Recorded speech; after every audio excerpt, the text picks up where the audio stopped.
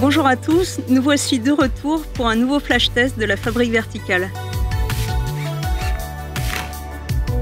Donc aujourd'hui, on va s'intéresser à une toute nouvelle gamme de poutres par Y&Y.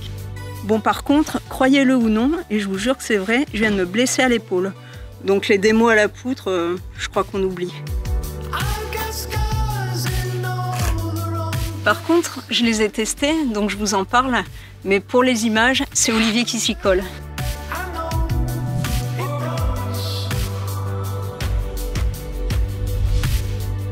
La marque française Y&Y Vertical propose une gamme très complète de poutres en bois pour coller le plus précisément possible aux besoins des grimpeurs en matière d'entraînement. Dans la gamme, en fait, il y a 4 vertical boards. Mais dans cette vidéo, on va en tester 3 puisqu'on vous a déjà parlé de la Vertical Board One sur la Fabrique Verticale. Une poutre, vous le savez sans doute, c'est un outil redoutable pour progresser. Parce que ça permet de travailler la force des doigts et la force des bras, mais aussi la résistance, en faisant des exercices type suspension, traction, etc.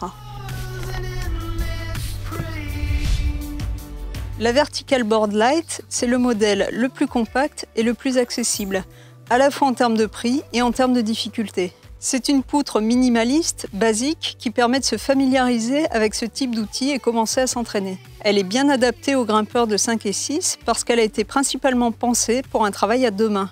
En fait, on a l'essentiel des préhensions. Le plus produit, c'est cet anneau de délestage qui permet de placer un élastique pour s'alléger et faciliter les exercices, en particulier l'apprentissage de la traction. Avec la poutre First, on va commencer à aborder l'entraînement de manière un peu plus poussée. Il y a un peu plus de préhension que sur la Lite, mais l'ensemble reste quand même bien compact. Les grimpeurs de 5 et 6 pourront jouer sans problème sur cet outil, mais si vous commencez à taquiner le 7A 7B, vous ne serez pas limité pour progresser, car il y a un bon choix de préhension et de profondeur de prise. Comme sur la poutre Lite, on a toujours l'anneau de délestage, ce qui permet par exemple d'envisager un travail de suspension à un bras avec élastique. Avec la Evo, on passe clairement un cap. C'est la poutre pour muter en escalade et c'est clair qu'elle s'adresse déjà à des grimpeurs évoluant au minimum dans le 7, voire le 8 ou le 9.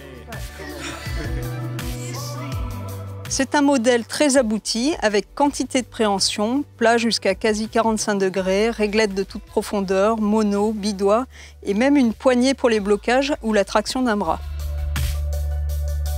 Il n'y a plus d'anneau de délestage comme sur les 2 autres modèles, mais en fait on n'en a pas besoin puisqu'on peut faire la même chose sur la poignée.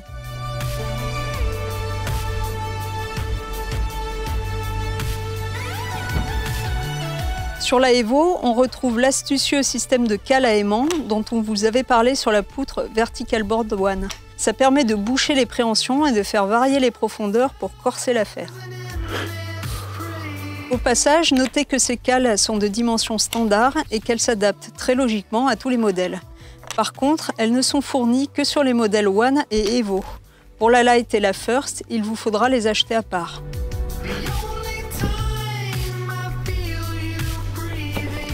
Ce qu'on a vraiment bien aimé sur la Evo, ce sont les préhensions inclinées, comme ces billes à 30 degrés ou ces réglettes à 35 degrés. Il y a vraiment de quoi se challenger et en même temps, on a quand même une bonne variété de prises de toute taille qui permettent un échauffement bien progressif. Avec cette gamme, on a un large choix de modèles pour l'entraînement en escalade. Nous, à la Fabrique Verticale, on coach beaucoup de grimpeurs et clairement, ces poutres nous ont paru adaptées à tous les niveaux. Bref, à vous de choisir celle qui est faite pour vous. Voilà, merci de nous avoir suivis. J'espère que vous aurez envie de tester ces poutres. Quant à moi, j'ai trop hâte d'être remise et je vous dis à très vite pour un prochain flash test de la Fabrique Verticale.